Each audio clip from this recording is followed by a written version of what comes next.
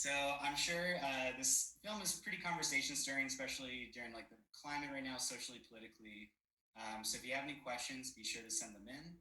But as usual, I'm gonna warm you guys up a little bit.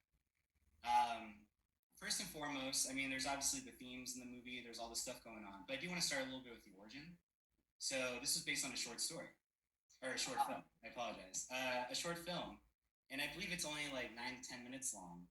And then you created a feature.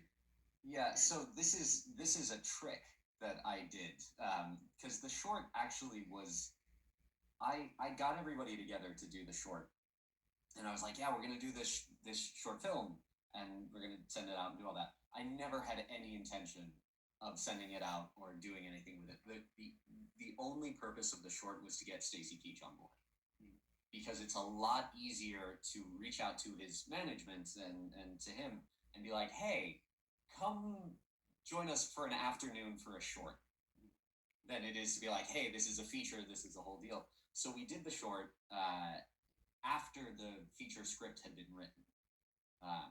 So, which is, you can definitely tell when you watch the short. You can definitely tell that it's like, oh, this is culled from a much longer script. But I'm also very grateful that we did the short because for the short, we had a similar sort of VHS look, but we did it digitally.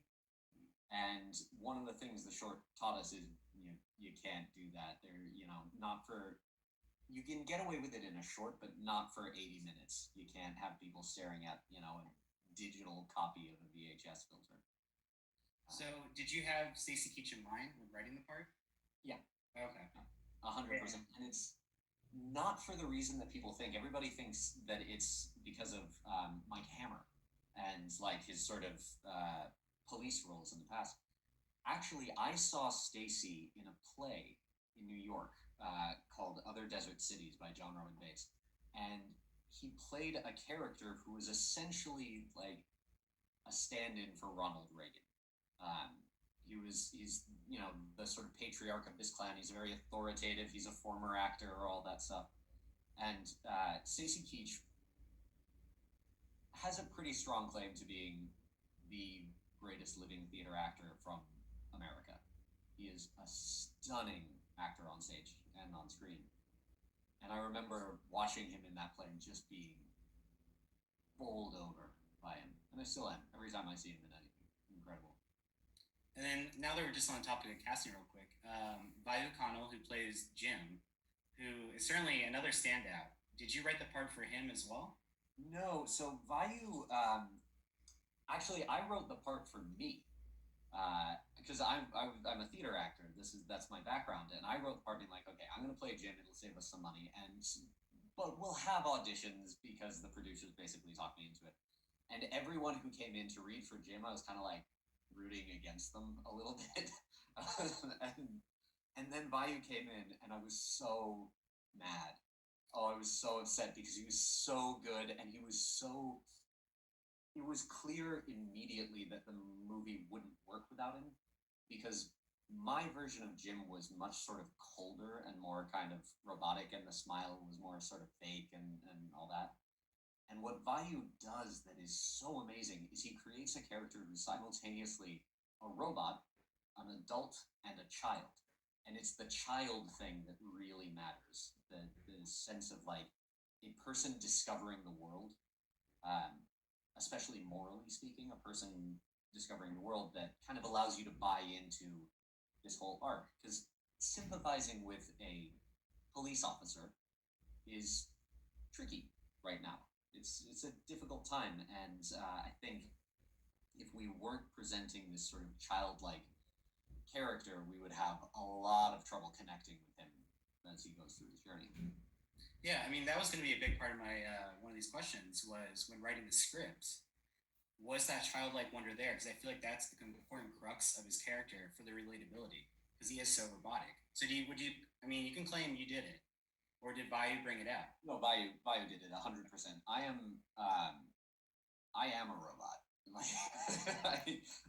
I have been called this by friends and ex girlfriends, and just in the sense that I'm pretty like even keeled emotionally.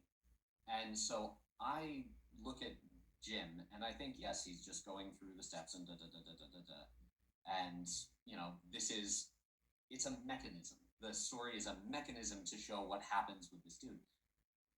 But of course, you need that childlike wonder and all that stuff, because then it becomes more than just a mechanism. It becomes a journey. And every day I am thankful that Vayu played this role. I mean, it's not just that he's better than my version. He's better than any actor I can conceivably name. An interviewer the other day was like, well, if you could cast which is a weird question. He was like, if you could cast any big name Like star, Tom Cruise, right? Yeah. I literally could not think of anyone who could do this. Yeah. So when you introducing that new element into the script that you had written, did you struggle with the tone? Because with the presentation on VHS and the kind of obsession with nostalgia in the 80s right now, I feel like a lot of people might see maybe a trailer or read the synopsis for that and see him smiling, giving the thumbs up. And they might think it's a little more quirky or satirical, which it is at times. But rewatching it after I've seen it months ago, it really surprised me just how kind of knowing where it goes, how dark it is from the beginning in certain elements. Did you struggle to find that balance now that Vayu was introducing this childlike wonder? Tone is tricky and is something that I tend not to think about until the editing process. For this one, it's interesting. This you put something out in the world, and critics watch it, and they and your friends watch it, and people watch it, and you hear back from all these different people who see it, and it sort of refilters the movie for you, and you notice things that you didn't notice while you were making it. And I did not notice how angry the movie is. It's incredibly aggressive in retrospect, and I sort of realized this is the reason I didn't have I didn't think about tone a lot was because I was stabbing.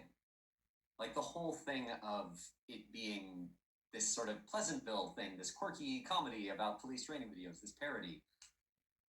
The fact that we sort of raise the curtain on that and it's a Twilight Zone thing, and then we raise the curtain on that and it's a horror thing, and then we raise the curtain on that and it just ends up being this very earnest drama about domestic violence, is a series of angry stabs, which I didn't know at the time. I had no idea. I was just sort of bopping along doing my thing. So that was during kind of the editing process? Yeah, my editor, Kira Burton, I've known for years and years and years. She is stunning. She's an incredible editor, and the tone, where it works, comes from her. Where it doesn't work, it comes from me. But she really kind of packaged everything, put it together, and made it all make sense. Now, how do you see it now? Because it was edited, it was premiered at CineQuest, and that was kind of the beginning of the summer, at the beginning of COVID. How have you looked at this differently now? Has it changed with more overt discussions about police brutality? Yeah, it's funny. So we got into Fantasia the week, I think, after the murder of George Floyd and the resistance after that, and I freaked out, and I was like, we can't screen this movie. People are going to watch it and think it's this sort of propaganda thing, and thankfully, and so I was going to pull it from the festival, and thankfully my producers talked me off the cliff. And with time and with discussion with people who know more about this stuff, I actually really like that it doesn't have any cops who are monsters. I think because we talked briefly about making the abusive husband, Mark, about having him be a cop, and I actually am really glad that this is a portrait of a system that pushes good people to do bad things, rather than a story about bad people. Because I don't think the problem, there are definitely cops who are bad people, probably a disproportionate number. But for me, that's not the core of the problem. The core of the problem is a system that rewards the bad and punishes the good. And that's essentially what this movie is about, is punishing the good. Yeah, and so talking about a little bit of the other elements of the film, I feel like once the domestic abuse incident happens in the initial, that's kind of like the catalyst for the rest of the film, and how Jim starts to question everything. I feel like the film kind of turns into a lot of sketches in a way, or like moments. And specifically thinking of like the dad one and implementing like the laugh track, what was the reasoning behind that? Were there certain homages you're going for with each sketch?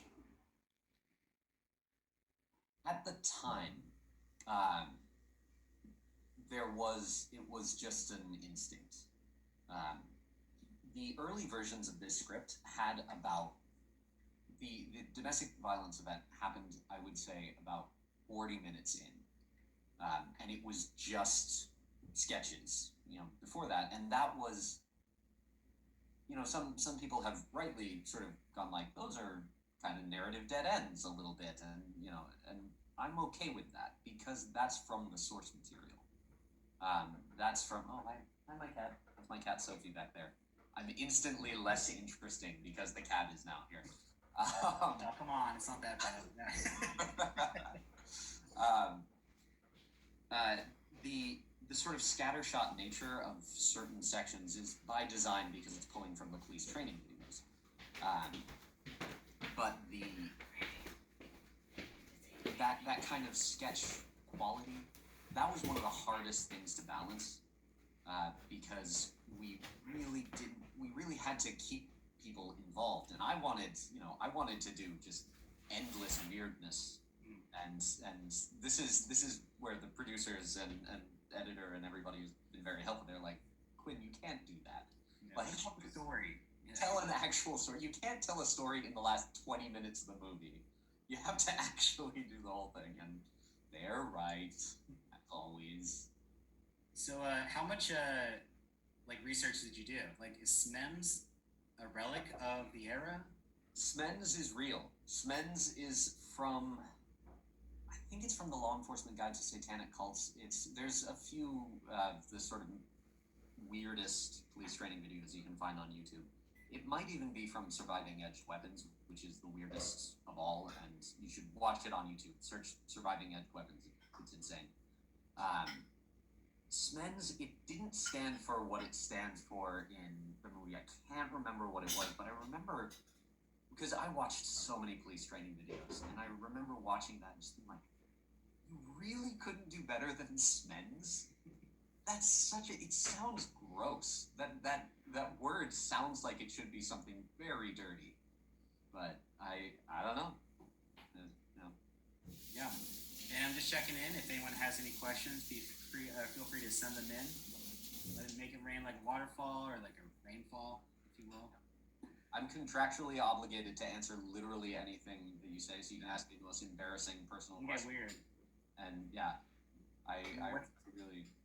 I'm under oath.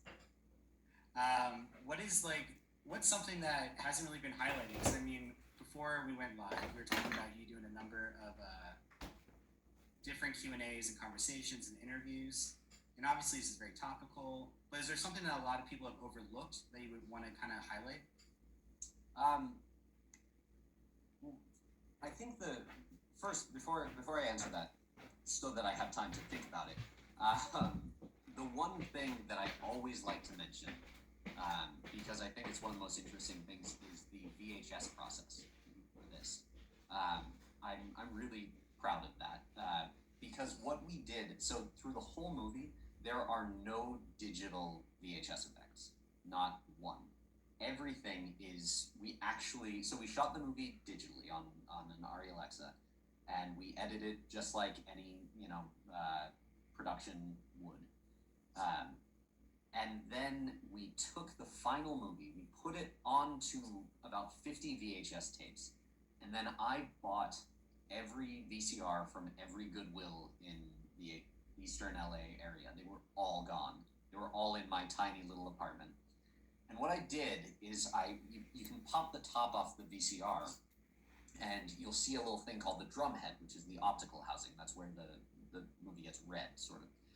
And then I use magnets, knives, and fire to scar the tape and to mess it up. The problem with it is that magnets will knock the drum head off its axis after about 30 minutes, And so I had to have around 40 VCRs. There was a stack of mangled VCRs up to my ceiling for about 3 months. But it allowed me to kind of like DJ the VHS effects. So I would just play through the movie, and where I wanted like a tape wrinkle, I would scratch the thing with the knife, or I wanted some static, I'd use the magnets, or that sort of thing. And it the organic quality of it created a lot of moments that I really had no idea were going to happen. Wow. Yeah. Oh, I got a question. Right. Call back to your prior experience with the stage. Our audience wants to know what led to your transition from theater to film. Oh, I wish I had a actual sort of like philosophical answer for this, but essentially what happened was I was dating someone who wanted to be an editor, and so I just wrote and directed little shorts for her to edit, and then she applied to AFI and down in LA and got in, and I was like, oh, I better figure out what I'm gonna do. So I applied to USC and got in. I arrived there. I had no.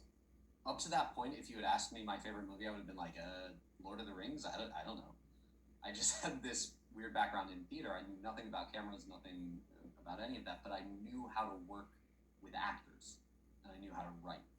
And that is the sort of language of good storytelling is consistent throughout all mediums. Outside of like the story you're telling, you're just sort of arguing about form. I miss theater. It is gone now for a while. But the thing is, I'm not crazy about directing theater, and I'm not crazy about acting on film. I like acting in theater and I like directing on film, because acting on film is like eating a delicious cake with the tiniest fork in the world. You have to just like shovel tiny, and you never get to like actually dig in and do the thing beginning to end. There are some great film actors who would disagree with me, and more power to them. But I'm very glad that I've made that transition, because now I'm in a position to control the stories I want to tell more effectively. Because directing film is like being in a lab. You're sort of surrounded by people, and you're just tinkering. And people who are much smarter than you kind of give you notes and help you, and you figure it out, and then you get to go do Q&As with and people will act like you accomplished the thing, when really it was a whole group of people. I have very strong opinions about auteur theory and all that, but probably for later.